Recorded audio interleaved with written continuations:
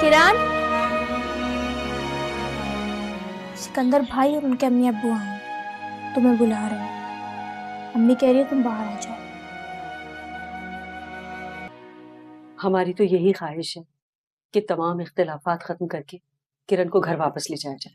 जी, हम भी यही चाहते हैं कि तमाम मामला खुशअस्लूबी से हल हो जाएं। बेटियां माँ बाप के घर बैठी हों, किसी को अच्छा नहीं लगता। आप ठीक कह रही हैं।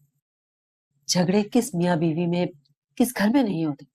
इसका ये मतलब तो नहीं है कि तलाक का सोचना शुरू कर दिया जाए। आप बिल्कुल ठीक कह रही हैं, लेकिन मैं सोचता हूँ उस हिसाब से किरण के एतराजात बिल्कुल दुरुस्त हैं।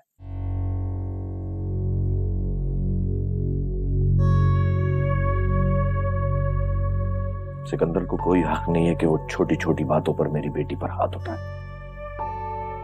आपकी बात बिल्कुल सही है जवान भाई, लेकिन मैं आपको यकीन दिलाता हूं कि आपको आइंदा ऐसा कोई मसला नहीं होगा।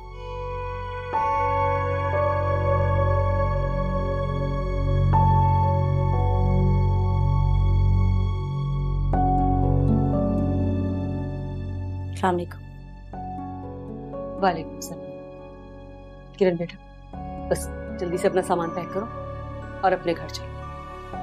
अपने ही घर पे? अब गुस्सा थूक दो। देखो, हम लोग और सिकंदर तुम्हें लेने आए। इसके लिए मैं आप सबकी शुक्रगुजार, लेकिन मैं आपके साथ नहीं जाना चाहती।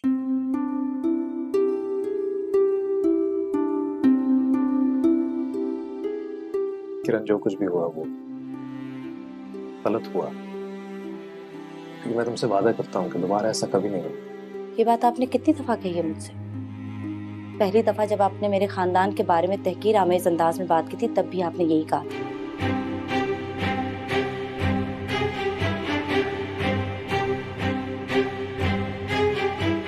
और उसके बाद मेरे माँ बाप और खानदान के बारे में हद तक आमेज जुमले बोलना आपकी आदत हो गई थी। मैं बहुत शर्मिंदा हूँ तुमसे। जब आपने मुझे पहली दफा गाली दी थी, तब भी यही कहा था।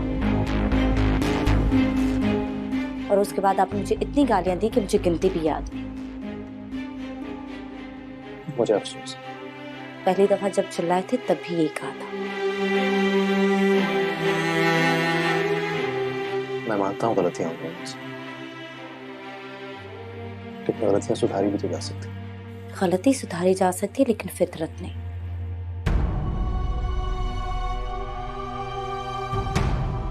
बेटा, सिकंदर शर्मिंदा है और मैं भी तुम्हें यकीन दिलाता हूं कि आइंदा ऐसी तुम्हें कोई शिकायत नहीं। मुझे शिकायत सिकंदर से है भी नहीं पापा। शिकायत तो मुझे आपसे। मुझसे? जी, आपसे शिकायत है, क्योंकि आपने सिकंदर को बीवी की इज्जत करना नहीं सिखाया। आपने सिकंदर के जहन में डाला कि बीवी को मारना शौहर का हक होता है।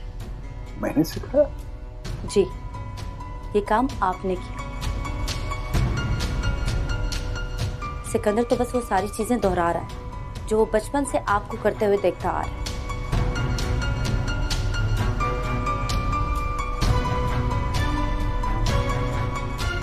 ये मेरा और वकार का मामला है। तुम्हें इस मामले में बोलने की कोई जरूरत नहीं कि वो मेरे साथ क्या करते रहे क्या नहीं। ये सिर्फ आपका मसला नहीं है, इस मसले ने मेरी जिंदगी को मुतासिर किया। अगर सिकंदर मुझ पे हाथ उठाता है तो वो सिर्फ इसलिए उठाता है क्योंकि उसने बचपन से पापा को आप पे हाथ उठाते देखा और हमेशा आपको कॉम्प्रोमाइज करते थे। औरत पे हाथ उठाने का हक अल्लाह ने दिया है मर्द को। जाओ जाकर कुरान पढ़ो और सीखो अच्छी बीवी क्या होती है। अच्छी बीवी के फराइज में कहीं पे भी मर्द के जूते और गालियां खाना नहीं शामिल। मर्द को इजाजत है कि अगर जरूरत पड़े तो बीवी पे हाथ उठाए। किस औरत पे हाथ उठाने की इजाजत देता है कुरान? सरकश और नाफरमान औरत। ना मैं सरकश थी और ना ही नाफरमान। मर्द निगरान है औरत का, उस पर माल खर्च करता है, इसलिए उसे अल्लाह ने इजाजत दी है कि वो उस पर सख्ती कर सकता है और जरूरत पड़ने पर मारपीट भी कर सकता है। कुरान ने इंसान को अशरफुल मखलूकात कहा है। इंसान को, मर्द को नहीं, मर्द और औरत दोनों को। मर्द को औरत का निगरान बनाया तहफ्फुज देने के लिए, मारपीट करने के लिए नहीं। अच्छा, मुझे सबक पढ़ाने की जरूरत नहीं है, मुझे दीन का तुमसे ज्यादा पता है। बड़ों से हमेशा से सुनती आई हूँ कि मर्द को हक है औरत पे हाथ उठाने का। बड़ों की बहुत सारी बातें गलत भी हो सकती। मैंने कुरान में सरकश और नाफरमान औरत पे हाथ उठाने का जरूर पढ़ा है, और हदीस है कि उसके चेहरे पे मत मारो और उसको ऐसी ज़रब ना दो जिससे उसको निशान पड़ जाए। लेकिन मैंने कुरान में ये कहीं नहीं पढ़ा कि मर्द को औरत की तजलील करने का हक है या किसी भी बात पे जिद या बहस करने पे मारपीट का हक है। जो दीन बीवी को शौहर का लिबास कहता है, वो उस लिबास को चीरने फाड़ने का कैसे कह सकता है? वो उसकी धज्जियां उड़ाने का कैसे कह सकता है? मैंने तो कुरान में कहीं नहीं पढ़ा। अगर आपने पढ़ा है तो मुझे दिखा दे। अच्छा, हम यहाँ बहस करने नहीं आए थे, तुम्हें समझाने आए थे, जलील होने नहीं आए थे। बहुत इज्जत करवा ली हमने अपनी। ठीक है, अब हम तुम्हारी फरमाइश पूरी कर देते हैं। चलो।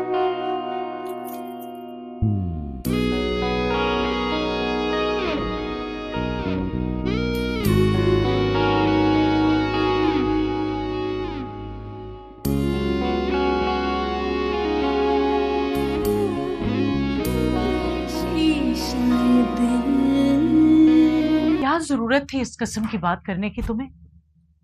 खुद चलकर हमारे घर आए थे वो लोग। सिकंदर इतना शर्मिंदा था, चली जाती उनके साथ, इसमें जिद की क्या बात थी? औरतें तो मिट्टी हो जाती हैं घर बनाने के लिए। तुमने तो हमारे बारे में भी ना सोचा। घर भी बच जाता, इज्जत भी रह जाती। इज्जत बचाई, घर टूटने थी।